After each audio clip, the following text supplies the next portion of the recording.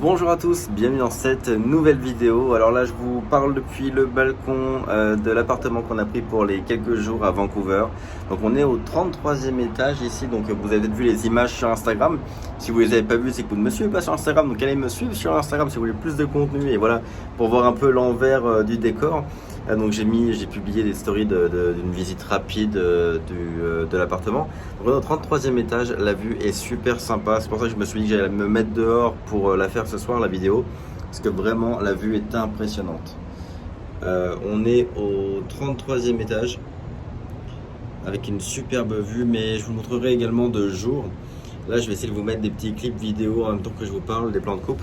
Vraiment, Vancouver, c'est une révélation. Alors, je connaissais pas du tout la ville et j'ai eu un énorme coup de cœur. Ça fait que une douzaine d'heures qu'on est là, mais j'ai eu un énorme coup de cœur. En fait, c'est que des grandes tours comme ça. Donc moi, c'est ce que j'adore, les appartements un peu de luxe en hauteur. J'adore ça, avec de l'eau partout et des forêts partout et des montagnes. Ce qui fait qu'en gros, on a vraiment l'impression d'être dans la nature. Aujourd'hui, on a passé la journée à la plage, etc. On a vraiment l'impression d'être dans la nature, côté Pacifique. Ça fait penser un peu à Los Angeles. Et en même temps, il y a tous les éléments de la ville qu'on aime bien. Et le niveau de vie est très élevé. Enfin, je vois que les gens sont très aisés globalement. Le coût de la vie est quand même très élevé également. Ça coûte cher de vivre à Vancouver. Mais voilà, clairement, non, j'ai vraiment eu un coup de cœur pour cette ville. Donc je pense que je vais y revenir très rapidement et pour un peu plus longtemps, parce qu'on n'y est que 3 à 5 jours. 3 jours à Vancouver et puis 2 jours après dans un autre coin pas très loin, au lac Louise à Banff. Donc vous pouvez aller voir sur Google si vous voulez. Donc on n'est pas très longtemps à Vancouver et c'est une petite ville globalement, donc j'ai le temps de la visiter un petit peu, mais clairement ça mérite de revenir, se poser peut-être un mois ou deux histoire de bien vivre la ville. C'est vraiment ce que je prévois. Avant de démarrer le sujet du jour, excusez-moi s'il y a un peu d'écho, je suis sur le balcon comme je vous disais et c'est un peu une boîte en béton. Donc ce qui fait, ça fait qu'il y a un effet d'écho. Alors j'espère que le son est pas trop mauvais pour vous. Alors aujourd'hui, j'aimerais discuter budget pub. Je vais répondre à des questions qu'on me pose très souvent, notamment quel budget pub investir pour vos clients et aussi comment faire évoluer nos honoraires par rapport au budget pub qui est géré. Je vais tout vous expliquer dans la vidéo d'aujourd'hui. Mais avant, comme je disais tout à l'heure, venez me rejoindre sur Instagram, en ce moment je publie tous les jours. Et également, abonnez-vous à la chaîne et likez cette vidéo si ça vous plaît. Moi, ça me motive à en faire d'autres. Et enfin, venez me rejoindre pour la conférence live du 15 juillet, la masterclass Devenir consultant, dans laquelle je vous donne tout ce qu'il vous faut pour vous lancer en SMMA et aller atteindre l'indépendance financière grâce au SMMA. Tout ça, c'est en description. Ok, alors la première question qu'on me pose très souvent, c'est quel budget pub conseiller aux clients et en gros quel budget pub globalement il faut pour avoir des résultats, apporter des résultats à son client. Alors la première chose, c'est que soyons clairs, moi ce que je vous conseille souvent c'est de facturer vos honoraires, mais le budget pub c'est le client qui paye, ce qui fait qu'on doit éventuellement lui suggérer un budget. Et là je vais être très clair, personnellement je ne propose jamais un gros budget dès le début. Je commence toujours avec un budget relativement réduit, entre 5 et 20-25 euros par jour pour le début. Et en gros, c'est avec les résultats qui me plaisent, je crée des publicités, je les fais tourner. Et quand j'ai des résultats qui me plaisent et qui plaisent aux clients, là, je vais augmenter le budget. Et après, ça peut passer à 1000, 2000, 5000, 10 000 euros par mois de budget pub. Il n'y a aucun problème avec ça.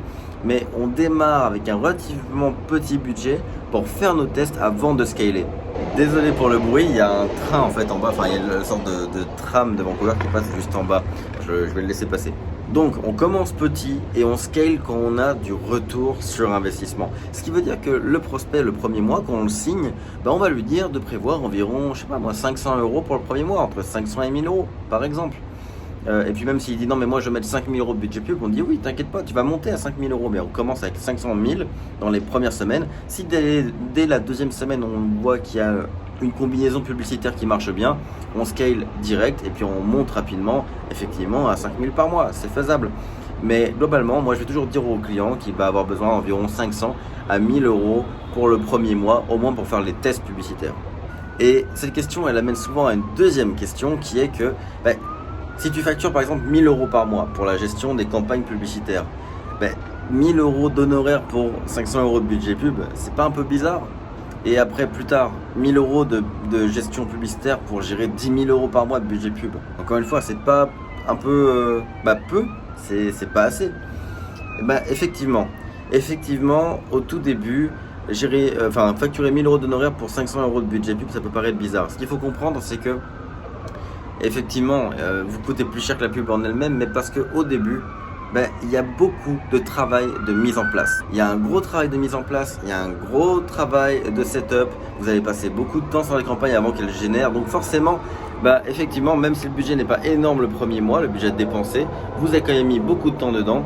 Donc vous devez être payé en conséquence. C'est pour ça que le premier mois peut être très élevé et le budget plus bas. Après, comme je vous l'ai dit, avec des résultats, vous commencez à scaler. Donc rapidement, vous allez, faire facturer 1000 euros d'honoraires par mois, par exemple. Mais en face, il y aura 1000, 2000, 3000 euros de budget pub. Et là, on est dans quelque chose d'équilibré et de correct. Et puis viendra un jour où éventuellement, le budget pub va augmenter à 4000, 5000, 8000, 10 000, peut-être même plus. Et là, effectivement, vos honoraires, il faudra les faire grimper. Et la raison pour laquelle il faut les augmenter, ces honoraires, c'est pas tellement que on n'est pas par rapport à la proportion, c'est pas forcément rémunéré à la proportion du budget pub investi, mais on se fait rémunérer à la hauteur de la responsabilité qu'on nous donne. Donc si aujourd'hui vous avez la responsabilité de gérer 3000 euros par mois de budget pub, 1000 euros d'honoraires, ça peut suffire. Mais si demain ce même client passe à 20 000 euros de budget pub mensuel, là il vous donne de la responsabilité sur 20 000 par mois, c'est énorme. Ce qui va supposer du travail, de la responsabilité. Donc vous avez une responsabilité, encore une fois, il n'y a pas d'autre mot. Une responsabilité, ça se paye. Et vous allez vraiment mettre en place différentes choses pour les gérer au mieux, ces 20 000 euros.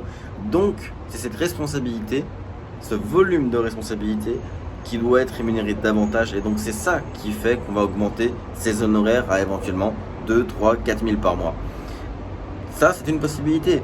L'autre possibilité, c'est de se faire rémunérer au pourcentage de ce qui est géré. Par exemple, moi, il y a un membre de mes consultants que j'accompagne qui, lui, préfère être rémunéré au pourcentage de ce qu'il gère en budget pub.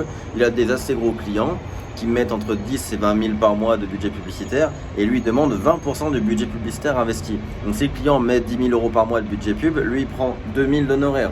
Si le client met 20 000, il va prendre 4 000 d'honoraires. Vous voyez, donc là ça peut permettre éventuellement d'avoir une proportion, mais ça suppose d'avoir des assez gros clients. Là, c'est une technique qu'on trouve quand même souvent dans les plus grosses agences de marketing numérique, mais ça suppose d'avoir quand même des assez gros clients qui mettent des gros budgets pub.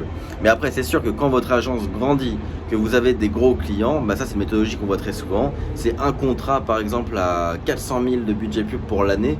Et sur ces 400 000, il y en a 20% qui revient à l'agence pour la gestion. Je vois beaucoup de deals comme ça chez mes partenaires qui font plusieurs millions de chiffres d'affaires. Ils signent des deals de plusieurs centaines de milliers d'euros à l'année qui comprennent et les honoraires et le budget pub. Et globalement, ils se rémunèrent à un pourcentage sur le budget pub. C'est une possibilité. Ce que je vous dirais, c'est de pas trop vous prendre la tête avec tout ça au début.